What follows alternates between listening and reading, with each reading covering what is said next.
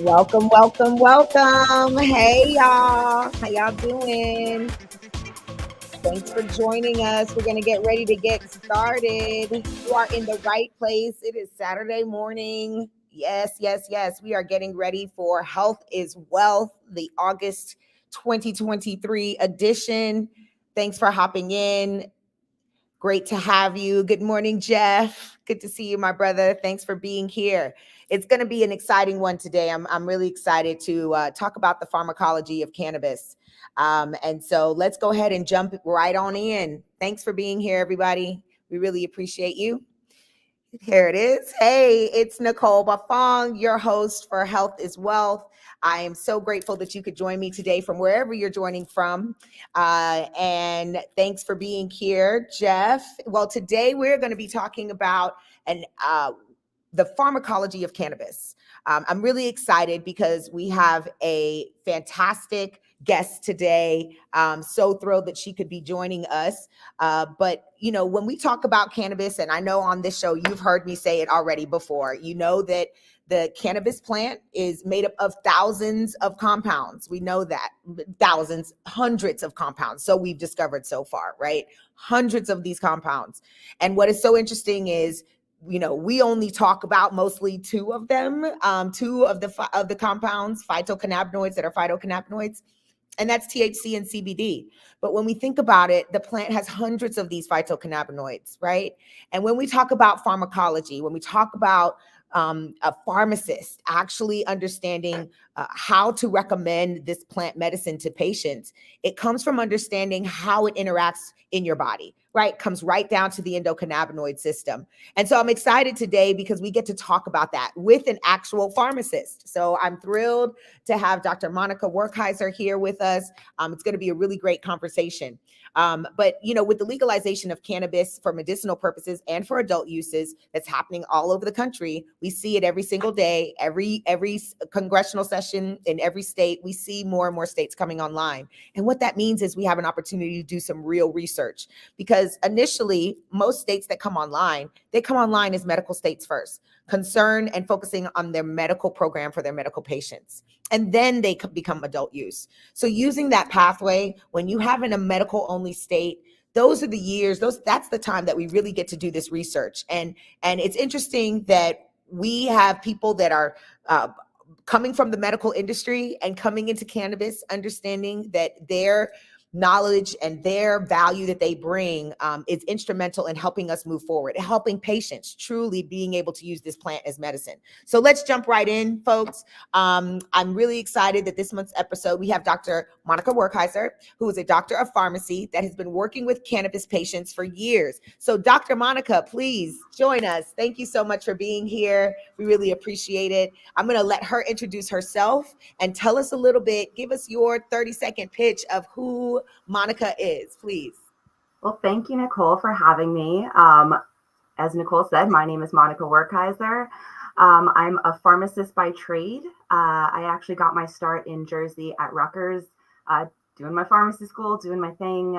What was interesting with New Jersey at the time that I actually went to school was they offered a course that actually took one lesson. That was it. Nothing more than one lesson, but started to talk about what are these controversies in medicine, and marijuana being one of them. And so we did a whole deep dive into what are the medical benefits. And, you know, as a pharmacy student, we're all like, what are you talking about, the medical benefits? Is this really a conversation? Because you went through DARE just like I did, probably. Yes, right. Yeah, I'm like, what did we wait? Kids. How did we get here? And right. New Jersey just starting their medical program at the time, which is why this was the hot topic. Right. But I am a Pennsylvania girl, born and bred, so it was like, marijuana is not coming around to Pennsylvania anytime soon. We are a conservative state, unfortunately, and that's not a thing. So what was interesting is after pharmacy school, just went back to doing traditional pharmacy. I mean, about 5 years, 10 years in, all of a sudden, cannabis is coming to Pennsylvania as a medical therapy. And I'm like, okay, hold on. This came to me back in pharmacy school. I've got to do more than I did back then. Right. And I just started down this journey. Pennsylvania actually requires pharmacists inside their medical dispensaries. We're one of the few Oh, states. that's There's only great. Yeah, 5 there are a across. few. Yeah, that's right. That's right. Yeah, That's awesome. and I love it that they require it because it's one of the big reasons that we're one of the top states. We've always remained in the top 3 Ooh, for medical participation in medical patients. programs. Right, right. And I think having medical professionals there really kind of forces that. So I made that transition just as a medical professional. And then I caught the bug, as most people in the industry do. That was Right. it. Hook, line, and sinker. I knew this is where I needed to be in medicine, and that traditional medicine just wasn't going to cut it anymore. So I ended up working full time then for this mom and pop that I first started part time pharmacist for. Helped to run actually then their 3 dispensaries. They were the first Mm. medical marijuana dispensary in PA. And Oh, within 3 years, and that actually includes COVID, we managed to open 3 locations. wow. That's Yeah, yeah. amazing. I bet that was an experience. Did you all shut That down in Pennsylvania? We did in no, Nevada initially.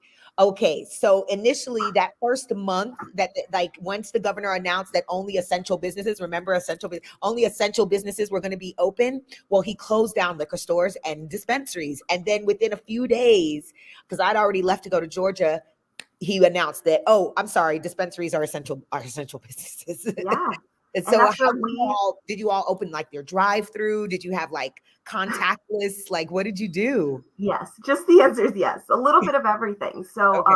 what was crazy, the day of the announcement in Pennsylvania, Yes. we still didn't know if we were going to open up the next day. We had Oh no wow. direction, and Right. we Right. sent all our employees home, and what we said to them was, okay, like we were basically stock up, because most of our employees were patients too. We very much loved hiring from the patient Of population. course. So we were That makes like, sense. That makes sense. whoever needs medicine, like basically it's free. Like we're just going to take it and go home, because we don't know if you have a job tomorrow. If We you're don't coming know. back, if you've been allowed out of our houses, none of that. Right. Right. Okay. That Yes. night, thank goodness, we did get notification that all dispensaries, because we're medical only, were medically necessary. Essential. We Yeah. remained open, Oh, and good. it was, I will say, chaos. I can't pretend that it was easy peasy. We wanted to stay contactless.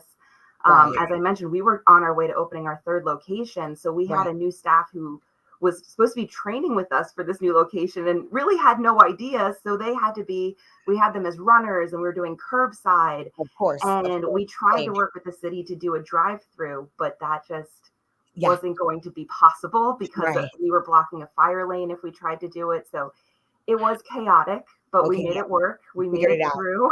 Yes, yes, because people need their medicine, especially during desperate times. Like I'm Yes. remembering 3 years ago what I was doing, but so fascinating. Okay, so after PA, you're still in PA now, Right. and got through COVID, thank God. And so, how did we get to Canna Remedies, New New Jersey? When Jersey. did that happen? Yeah. Yeah. So what one of the bittersweet moments was we did get bought out by an MSO. We were mom and pop. We did Oh, get bought right, out. right. It's I have my own feelings around MSOs. They are much needed, because they do provide the bucks that are going to sit there and help us get in front of, Congress, and that is great. But it does hurt as a mom and pop to have to like walk away from that. Listen, you don't have to explain. I'm a big supporter of small craft growers, and I understand, like you said, the economics of having these big operators, but it does. I want it to be a world, and I know I might be thinking idealistically, but I want it to be a world where we can also have our mom and pops that still exist, Yeah. right? I want to be able to do a farm to table type of shopping experience and when I'm going to get my medicine. And so I know how important it is and valuable it is to our industry as an ecosystem to keep our small mom and pops and small craft growers alive and thriving. But okay, so that you got bought out in PA and now And the original owners called me up, or, I had stayed on and then just kind of filtered through, went to another company, and they called and said, adult use in New Jersey seems like a new happening. experience. And I said, that sounds great. Let's Yeah. do it. And so Yeah. now we're opening up an adult use dispensary in New Jersey this winter. Okay. It should be opening. Okay. It's been an interesting transition to go, Yes. still have my pharmaceutical brain going. But Yes. this is definitely right now more ops, more about construction Of than it course. is being able to do the real pharmacist thing. But as soon as those doors open, we are still going to be back to, we may be adult use, but we're going to be wellness minded. Because I think no matter how you're using cannabis, there is It's still a medicine. wellness component behind Girl, it. that's our motto over here. I say it all the time. Thanks to the Knox, and I also make sure I quote them. Dr. Knox says it all the time. Dr. Janice and Dr. Rachel, they say it all the time. Cannabis is medicine, no matter how you're using it, Mhm. whether you even realize it or not. It has some therapeutic benefit to your body, so therefore it's medicine, and the endocannabinoid system proves that. So now we're in New Jersey. Congratulations, by the way. Thank Cannot you. wait to come and visit Canna Remedies when I get to New Jersey. But one of the things that I want you to kind of help our audience understand, because we really talk to caretakers here and medical professionals. Jeff is actually our New Jersey State we have several there in New Jersey, but he's definitely part of that support team in New Jersey. So I want to make sure to get you all connected Definitely. while you get everything set up. But we've got Nichelle Santos on the ground there, Mhm. as well as Gaetano. And so we've got a strong team in New Jersey. So I'm excited when I come visit because I haven't been yet. But tell us a little bit more about, I'm so fascinated that you are going to carry this medicinal wellness aspect over to the adult use arena and to your new location. But when you were treating and learning how to use cannabis, especially through COVID, you had different, I'm sure you had different experiences. Tell me some of the most common, if you could, like the top three of what people were coming into the dispensary for. Like, really, as patients, what was the most common condition, ailment that people were trying to manage? That actually proves to be an interesting story for us as our dispensary. So one of the things I did in PA, I did the application that got anxiety approved in Pennsylvania. That wasn't Oh, one of our initial congratulations. conditions. Yes, advocate on the ground doing the work. We Hey, love I it. try to advocate how I can, and if it's through Yes. science and knowledge, that's going to be Yes. how I do it. They listen to folks with letters behind their names. They do. They do. Yes. Thank So, you for that. yeah, well, originally our first primary condition was pain up until anxiety got added. And so Okay. anxiety, I mean, just swept. That was it. Of Because course. at the end of the day, every condition, and that was one of the things that was part of my application was every condition had an underlying like anxiety to it. I have pain and now I have fear and anxiety that that pain attack's going to happen when I don't want it to. I have IBS or I have so this anxiety while it wasn't primary conditions for a lot of people, that's a lot Well, of they what had we were taking this, care of. yeah. Mhm. The It connecting so the anxiety dots. became number one, pain stayed at number two, and PTSD was number three, which I always found interesting because it was always physical emotional pain number one. But what's interesting is those advocates who get us there, those people who, because of their struggles, actually get medical marijuana in states. We're talking epilepsy for children, autism, looking into even HIV. Looking back at California and the movement of HIV really pushing, those still remain some of the smallest like populations utilizing Using medicinal it. cannabis, which is a Yeah. shame because if it wasn't for these patient populations, we wouldn't have programs that we have today. That's right. That's But right. yeah, I mean, that was a lot of it. And then COVID hits. I mean, anxiety became number one. Who in COVID wasn't sitting at home being like, what is What's happening to happening my next? life? Mhm. Yes, being in the house all the time with your loved ones. My sister and my mom and I all came to Georgia, and it was at my mom's house, and my sister had to spend her 30th birthday in quarantine with me and my mom. And so, of course, I remember she was watching TikTok like over excessively, and saw how it changed her mood, and had to stop, get off of that. But it was Yeah. like during that time watching the news, you could see how watching the news would just give you so much anxiety, because you just go one day without watching it and you realize, like, oh, I don't feel as heavy, right? Hmm. And so, yes, anxiety, of course, was rampant during that time and continues to be, right? We see the studies of all these young people, because of social media and other things, but those young people that had to go through high school during COVID and through COVID, having a really difficult time, even years later. And so, with those conditions now, of course, if you are in pain, you're probably taking opioids. If you have severe anxiety, you're probably taking some type of, antidepressant or SSRI blocker, right? So with those type of medications already that people are using, and like during COVID, we saw a lot of people turning to more plant medicine, and coming out of COVID, thinking about more about their health, and what they're consuming. And so, with those patients in particular, I'm sure by the time they were coming to see you, they were already on medications. So, how does the medications that they're taking, let's say opioids, for example, those pain patients experiencing pain, I'm sure at some point they got diagnosed, prescribed opioids. So, how does that interact with people that want to come and use cannabis? Are you having to like wean them off of the opioids, or what does that look like? So I think that's one of the biggest misconceptions. And I think one of the things that also, again, leads to Pennsylvania having an interesting patient population. There is this big, like, thought process, if you will. And it is a misconception in the medical world that if you are on opioids, you can't be on cannabis, that they can't be used simultaneously. Right. Now, in copious amounts, I will agree. But if we're using them in more moderate amounts, they can be used together if they're used properly. That's probably the best way to put it.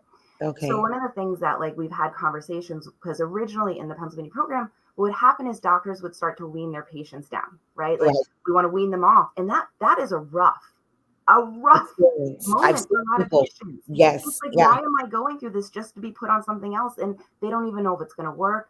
So it started to lead to conversations with us and the doctors about, you do know that marijuana actually helps with the pain, but also helps the taper process.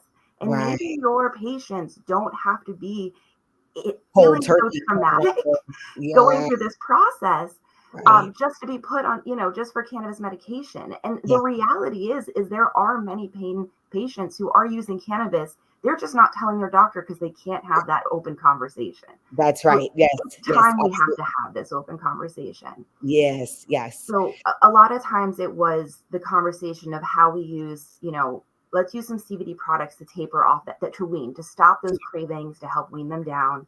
We can use Yes. the THC for the inflammation, the THC and CBD for the Right. neuropathic pain. We've Yes. got all these components in the plant working together to help with the pain That's and right. bring down. And really what we're looking for, we're not worried as much about, like, overdosing with opioids. You're worried about, respiratory issues, Right. that we're not worried about that with cannabis. Yes, we're worried about the drowsiness, the dizziness, like Yes. those kinds of things. Feeling But again, elevated, the elevated feeling, yes, that throws people exactly. off. But Yes. that's where the dose management is important, and, Right. like, taking it slow. And then remembering a lot of times, people want to talk about liver interactions, and that's the beauty of cannabis. You could take it by a pill, and then, yeah, we have to think about the liver. But if we inhale it, we're bypassing that The liver, and we have liver. less chance of interactions at That's that right. particular site. So Right. it just becomes a really strong conversation about how we use and at what time. Maybe not take them together. Maybe we separate. And it is the beauty of having that conversation with the doctor about, it's not an absolute no. It's how do we do it together and work safely together. Safely together. Yes, absolutely. And since most doctors, from my experience as a patient and a patient advocate, by the time people come to me or they're referred to me, they've tried to have these conversations with their doctors, and that's really what they're looking for, like the language. Like, what questions do I ask? How do I tell? How do I know if I need to be coming off of any medications to actually be so? And these are the kind of questions that I encourage them to ask. But like for here in Georgia, which is where I moved from before I moved to Nevada, the doctors here explained to me, specifically a pain doctor said, I run the risk of losing my license if I prescribe opioids to somebody who tests positive for THC. And so his concern was he was open to his patients talking to him about it, but he had to let them know, like, look, if you, because when you come in here for, your every 3 months and you're coming to get your prescription filled, I run your urine, I'm running your blood, and if I find THC, I cannot prescribe you opioids. And so, was it the same way in Pennsylvania, or was there like how did Pennsylvania handle that? So there were some concerns around there. And I think, one of the things that I love and hate about medical states, and it's a double-edged sword, is when you have to have doctors register and you can only go to those doctors. But at the same time, that tells you these doctors are in favor of. It gives you that moment of, okay, this is a safety network. So we did have pain management doctors sign on. And the way that they kind of viewed it, and, to me, again, I get it, license, there's always nervousness. I have my pharmacist license, but, Right. I'm going to sit in a dispensary and do what I do because it's the right thing to do. So That's where right. they would really get around it was really considering that, yes, I'm going to test your urine. And Yes. then we're going to write down that I counseled you on Yes. these. And patients have the right to refuse. So they Okay. merely document. Okay. Patient refused my recommendation of stopping marijuana, and therapy continues as is. Okay. It's a beautiful thing. And all it is Oh, a that's simple great. note, because that note covered them, but it That's allowed great. them to still be a doctor able to provide care. And that is what makes sense as a medical program. Absolutely. Putting patients forward, like saying, look, let's have an open communication, an open dialogue. Yeah, It's unfortunate that patients here in Georgia for so long, there was a medical program here and they couldn't be honest with their doctors, like, look, I want to use cannabis or I'm using cannabis. So I'm going to have THC in my system. Can we figure out how we make this make sense other than just don't cut me off cold turkey? right. Let there be some options. Let's have a conversation about it. So that is so great. I'm going to actually, make sure that I give some recommendations to some of our medical states around that I'm still working with, like Hawaii, which is still a medical state, and they've been Mhm. introducing adult use language recently to their legislation. It didn't get passed this past session, but that's an interesting concept, is making sure that once we allow this to come into the state as medical patients, then we need to start having open conversations and dialogue to help the patient best manage whatever their ailment or condition is. And so thank you for that information. Okay, so back to our, like, as you were making recommendations, it was Pennsylvania a state that only allowed, like, what was the testing in your COAs like? Did you get like a full reading of everything about that plant or about that cultivar? Did you know how were you recommending to patients specific um, cultivars? Let's say that. Yeah, how was that set up in Pennsylvania at the time? So we were, I will say we were lucky enough in Pennsylvania to require more. We Oh, required good. twice testing, which is very different from a lot of states. You had to Right. test post harvest and then post production. So we always had two, and then the most recent COA came. We were set up in MJ Freeway, which is like MJ Platform, whatever it is now, because all these companies get bought out 7 times. But you couldn't sell a product until that was loaded. And Pennsylvania required more than just THC and CBD. They required like your top cannabinoids, your top terpenes. So we really forced people to focus on more than just like what's the highest THC, what's the and it was one of the things that was a struggle because again, with Pennsylvania, New Right. Jersey didn't require that, and they only required you to post lab results for once per year. So like Wow. Pennsylvania took it to we have, I'm coming in from two different markets of two different extremes. And Right. Pennsylvania did a great job of being like, no, you need to provide them with as much information as possible because this is people's Absolutely. health. Like this is their well-being. We Yes, need to be on top of it. that's right. Yeah. So we did have a lot of information, and the way we kind of onboarded patients, and it's how it really comes down always to how you train your staff too. Because my consultation, generally, I met with them once, twice, and then randomly if they ever wanted to stop back in, because there's that moment when you're free. So now we made sure that they knew how to read what they're reading and understand it, and then that there Understood. was repetition with the Yes. staff of how to know what you're getting. And Yes. so we kind of stuck with, and I'll credit this to Victor. He's one of the gentlemen I work with, the CPTs, as he called it. Oh, The, not the COAs. cannabinoids, the CPTs. parents, and the terpenes. That's what you got to know. And Okay. so, we CPTs. focused on the big one first, the THC, CBD, like look at your ratios, where do you want to be? Right. Of And course. then what's the next step? What other cannabinoids are you looking for? Is it the THCVs, the CBNs? Then we taught them, what kind of terpenes are you looking for? What kind of effect? Because that's going to drive it's just going to be your add-on benefit. And then Right. when you're reading, because everybody's question always is, what is that name? What is in the name? And so Right. teaching them like what lineage meant, what cultivars are. Yes. So we did it as a slow like process, but it really did help so that when people were reading, I want this because it has high, myrcene. And we even got patients who started following things like terpinolene. This wasn't something that I thought in the beginning would be like, oh, you're chasing terpinolene. But we Yes. got people to recognize, you're not going to find 2-3%, but this is an appreciable amount. And Right. it did really help people to take control then of their own healthcare, which is the biggest thing that cannabis medicine can offer is control, to Absolutely. be in the driver's seat Absolutely. of your own health, like and wellness. So Absolutely. we really push that as your CPTs. Know them, your cannabinoids, your terpenes, and your parents. That's it. And your CPT. parents. I love that. I don't think I've heard that before, but that makes so much sense. Like looking at the lineage of where those plants come from, because mostly what we have access to nowadays are all hybrids in a Hmm. sense, right? We can hardly find some pure sativas, really. Exactly. Everything is more indica dominant leaning, especially here. And so you have to go overseas to try to find a real strong sativa dominant Mhm. cultivar these days. So when you are recommending and you're educating them about the terpenes, thank you for that, and the cannabinoids and how they interact with each other. So have you seen any adverse effects with drug like interactions? Like we've talked about opioids already. We know how that they can help people getting off of strong pain medicines like an opioid, heroin, cocaine, same Mhm. thing. That helps with all of those symptoms of the withdrawal.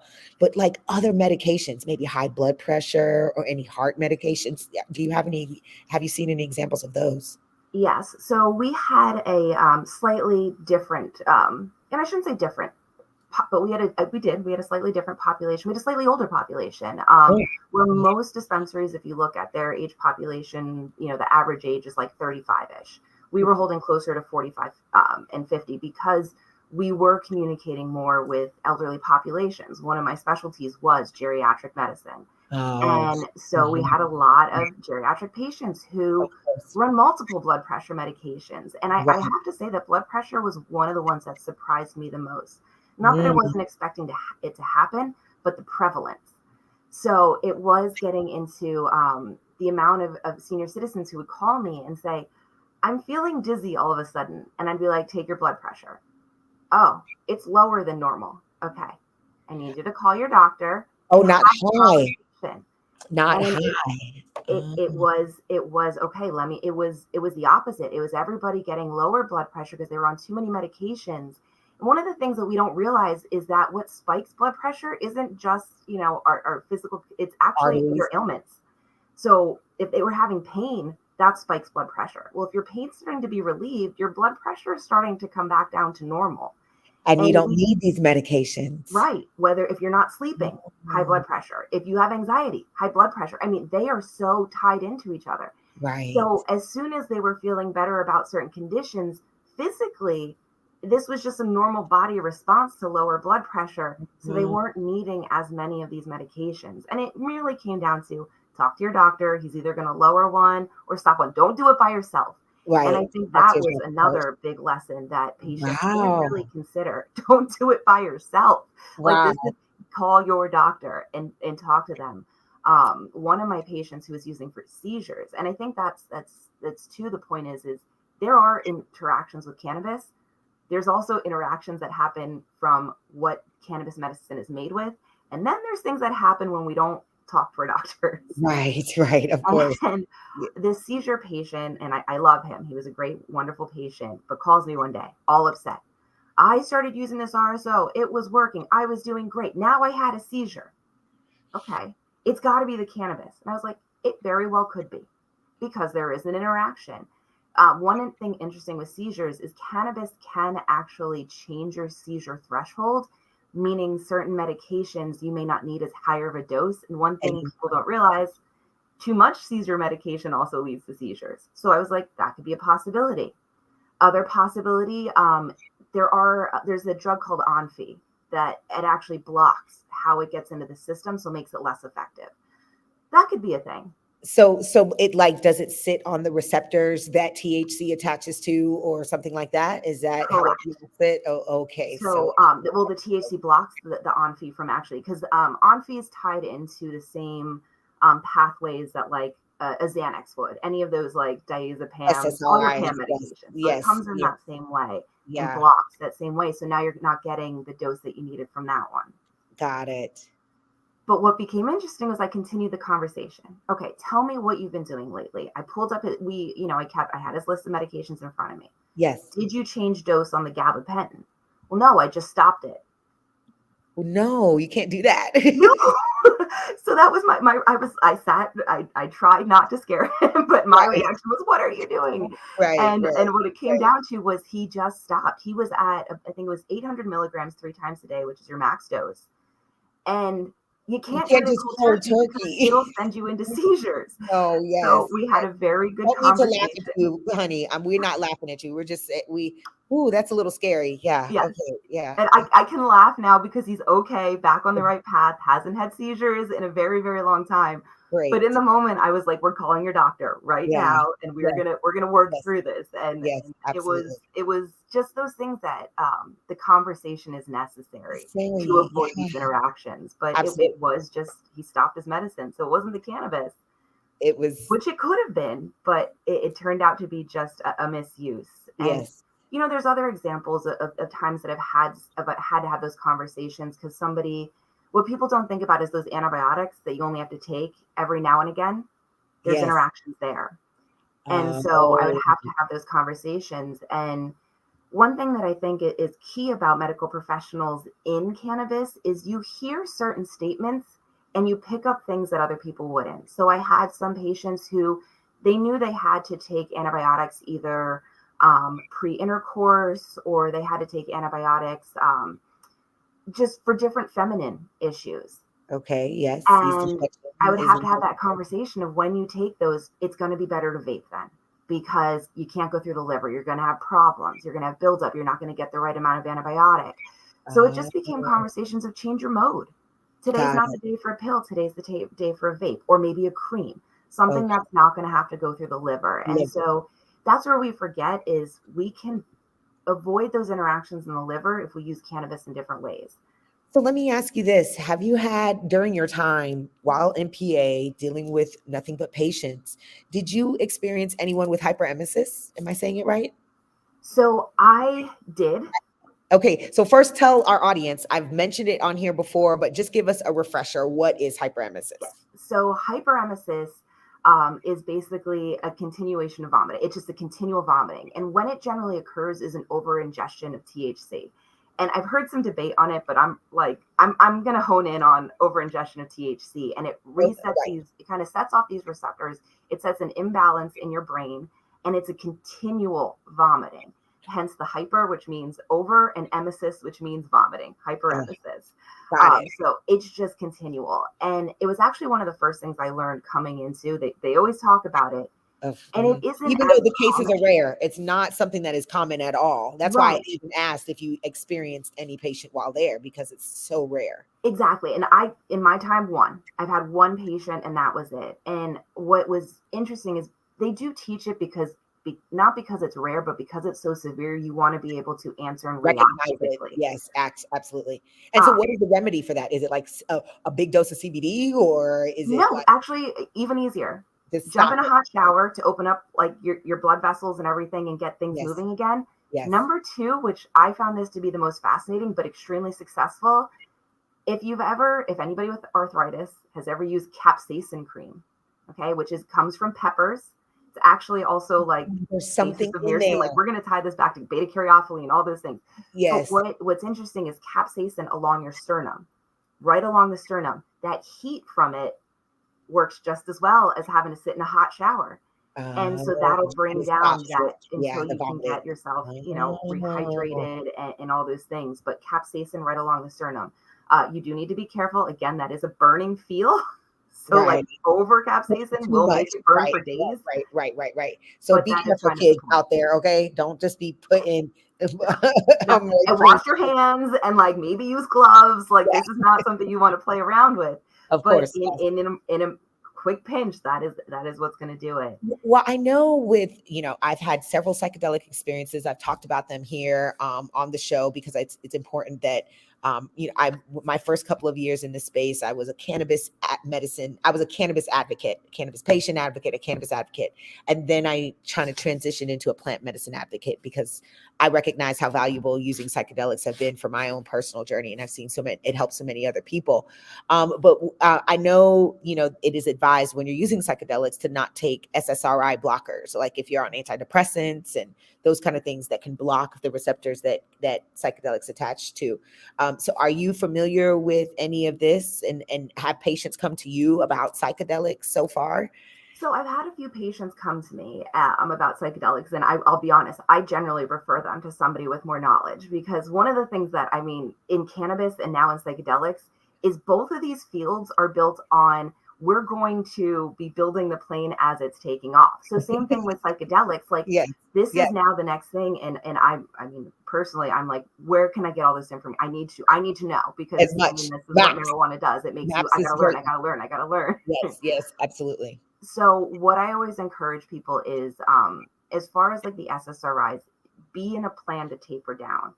And that's really what kind of I came to with a lot of people was, again, you can't cut cold turkey. You No, can't. can't do that. Yeah. So Yeah. it becomes this introduction of, and actually what I've heard some people doing is, again, using cannabis to start tapering off the SSRIs, Mhm. and then To help being manage able their to introduce mood the and the psychedelics. symptoms that come with it. Mhm. I've seen several people doing just that, wanting to take a psychedelic journey and really wanting to have the full experience of it. And I had this woman that came to me in Las Vegas and said, I'm been taking antidepressants for 20 years and I'm still depressed. And I was like, oh, that sounds awful. She was a lifelong nurse. That her career was as a nurse, and she was around during the AIDS epidemic. And so she recognized how valuable cannabis was to those patients and understand, more about plant medicine, even though she wasn't taught that. And then she saw the Netflix documentary, and she was like, oh my God, this truly could be an answer for me. And so her experience coming off of the antidepressants was, it felt like she had the flu. And this was like 2021, so it was like still COVID around, so that's what she thought. And then she understood, no, these are the side effects. And so as a nurse, she was able to manage it. She got through it. It took her about 30 days, and she did it with her doctor. Even though she's a medical professional, she made sure she did the whole process with her Yeah. doctor, and then was ready to take her first journey, and has not looked back since. She's no longer on antidepressants, and That's great. I'm so grateful that I was standing at the mushroom stand that day, and she came up to the lady at the mushroom stand, and she was like, hey, do you know where I can get some of those psychedelic mushrooms? And the girl at the mushroom stand, she looked right at me and she was like, ask her, she'll know. Well, And and I mean, I think that one thing that I wish I would have met her back then, and I wish I would have known this like a year ago. I learned there is a facility out in Washington, the state of Washington, yes. that actually allows medical professionals. They'll bring them in for one session. They'll take them Oh. through a guided session Oh, so wow. that they can actually experience to be That's the able best to way. speak to patients. And I'm Yep. like, okay, I called my Yeah. husband as soon as I was like, we're going on a vacation. Okay, we're gonna do this. Like, this is our next, couples Oh, trip. And he's good. like, Good oh, for okay. you. Good for you. Please, it'll be I'm hoping, I'm sending that energy out, that it's going to be a beautiful experience for you, because it will help you connect so much more to trying to explain how that process works for the people that you're going to come to you and ask questions. And I oh, think that is so every exciting. medical professional should do it. To do it. I still have to do it, but I think everybody should. And you know what, and Nicole, I have to admit, I'm not as afraid of a bad experience, because if I have a bad experience, I can also talk on that then and say, Yes. hey, This is what happened. this is what went wrong, but this is why. Yes, And exactly. like, Exactly. And this is what I learned. This is what I right. experienced. And you're going to be able to connect with them so much better Yeah, when they come to you and have questions. So that's beautiful. Congratulations. Hit me up when you're on the West Coast. I will. I might be, who knows how close or far I am at. I'll be in Humboldt next month speaking at a cannabis conference called the CannaFest up there. And we're going to be talking about genetics. And I'm sure there's going to be some talk about psychedelics. So I'm really excited about that. Okay. So as we close out, and I'm so grateful that you could join us today. You've been a wealth of information. We've gotten some good comments from our folks here. They've really been enjoying the conversation. So thank you again.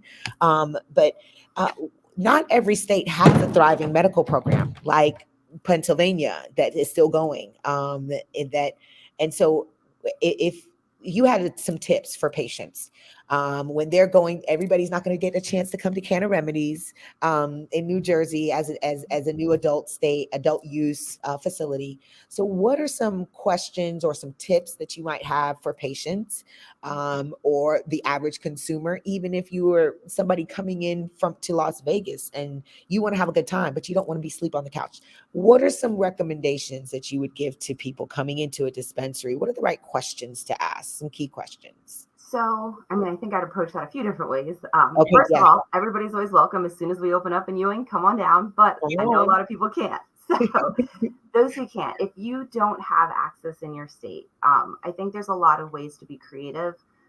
There are some great, CBD manufacturers out there that I think are worth trying. And, it's a good introduction. It's something to start, something to see until you can. Right. Some other things to kind of think about become, you know, visiting those states. So as you said, going to Vegas or go into these states that are, again, not everybody has the funds. There all are things called angel networks. I won't get too deep into that because Yes, no, we're but going to reach try to out, keep it. reach out. There's if you have more questions about the Angel Network, please reach out to me. Everybody knows how to find me. Purple Plant Magic. Always find me through M for MM. But yes, there are some resources out there for patients that truly need help getting access to medicine. So continue. Yes. But angel networks, and then I am a strong believer in if you need it in your state, it's time to advocate. And you have questions on how to do that, what to write, call me. Our information is there. I don't mind. I mean, this is a passion of mine. Cannabis should be legal for everybody. It shouldn't have been illegal in the first place. That's right. And it just adds to what everybody can use as tools in their toolbox. So you want to advocate in your state, you got to, bring it. Like I said, those biggest advocates, the ones who make the wins for us, they are the epileptics, the autism, the HIV. It started with patients. These are the ones With patients. follow, talk Yeah. to, push. You Yes. need to. Yes. Those would probably be. Now, on the other side, if I'm going to Vegas and I don't know what to choose, one of the things in my biggest conversations with people who are brand new coming in is you don't need to buy it all. You might want to, and it is like Tempting. it is the want to, Yeah. but you don't. And one thing I love to do when I visit other states and I want to try things is I try to go for the smaller sizes so that I can try more of different things rather Right. than like I need I need to get a quarter of it, like get a gram and then a gram of this and then And a couple maybe. pre-rolls. Right, Yeah. Yes. exactly. Try Yeah. a beverage, get, Yeah. a disposable because generally they have less. It's Yes. one of those things that I always try to encourage people to, um, in my mind, more is better, is more variety is better Yeah. as opposed to more of one thing. One thing. Yeah. If you're coming in new to this, ask them. It is an easy question to say, do you have smaller sizes? Do you have, like, I want to try a couple of these things. And a lot of times they do. They have in their mind what your sampler pack will be, That's oh, that's you're new to this, try this sativa, this in this form, this, and they'll give you a good mix and blend. But to me, it is variety of type over, like, again, quantity, different types, not the mass amount of one thing, because you got to know that you love it in order to get a mass amount of one thing. Exactly. And you're going to be wasting money because you can't fly home with it. Most people are coming to Vegas, a place like Vegas, for a couple of days. So just take your time, take your time. And if you do have some real questions and you come to Vegas, you can always hit me up because I provide a service called CannaSerious, your CannaSerious Las Vegas. Take you to the dispensary, kind of get you that understanding of what products to buy, what products are available. And when you go to a state, a local state, ask that bud tender, what do they take home? Because they'll give you a little bit, not what's their number one bestseller, not what is everybody getting, not what has the highest THC. Don't ask for that. No. What you're asking for is what is the bud tender taking home tonight? And they will give you a good idea of what they are using, why they're using it. And that might help you also kind of with your choice. Monica, thank you so much. I really appreciate you coming by today, giving us so much great information about the work that you do. Folks, if you ever considered being a pharmacist, we talk about it all the time. All of the jobs that are available, if you're an attorney, if you are in insurance, the list goes on and on. and you've been considering and really thinking about getting into this cannabis space, there's a place for you here. We welcome you to come bring your skill set over to the cannabis space because it can be applied. Monica, we made sure we had your all your information showing up throughout the show. Is there anything else you'd like to add before we go today? The only thing is, as you mentioned, people with questions, one of the things that we are going to be having when we open is a help desk. We are planning on opening with a help desk for any questions. You want to know what strains to use, your device broke, which we all know how that is. My battery's not working, anything like that. We're going to have that open. You're in Jersey, come by, give us a call. There's a lot of questions, and we're going to have a lot of answers on the website. So feel free to reach out, hit us up on, Instagram or Facebook or the website. We always love to talk cannabis. I'm sure as Nicole does too. Love Yes, to talk cannabis. love to talk cannabis. It's my favorite thing to talk, and psychedelics too. I'm getting so much more into using those and understanding how powerful they are as medicine and the therapeutics behind it. So, thank you, thank you, thank you. Really appreciate it. Thanks to our audience today. Share this, folks, with your folks. We want to make sure that people understand how to use cannabis as medicine. Thanks again, Monica. I will be seeing and talking with you soon. I can't wait to come visit you in New Jersey. Please let me know when everything is up and running. Folks, if you're in the New Jersey area, look out for Canna Remedies, New Jersey. Make sure you hit them up. And I really appreciate everybody listening and tuning in today. We will be back again next month. Now, next month is Sickle Cell Awareness Month. And so I have a couple of programs lined up for you next month. So please make sure you check out our website, visit m4united.org. We are going to be there for you, making sure that you understand everything that's coming up. September is going to be super busy, but definitely Health is Wealth will be with you a couple of times next month in honor of Sickle Cell Awareness Month. We'll be talking with medical professionals and caretakers, as well as those patients and advocates on the ground doing the work, making sure patients have access to that good plant medicine. Thanks again so much, everyone. Make sure you follow Purple Plant Magic. And if you have any questions about that Angel Network, please make sure you hit me up. Thanks again to our guest today, Monica. We really appreciate you joining us. Y'all take care. Have a good one.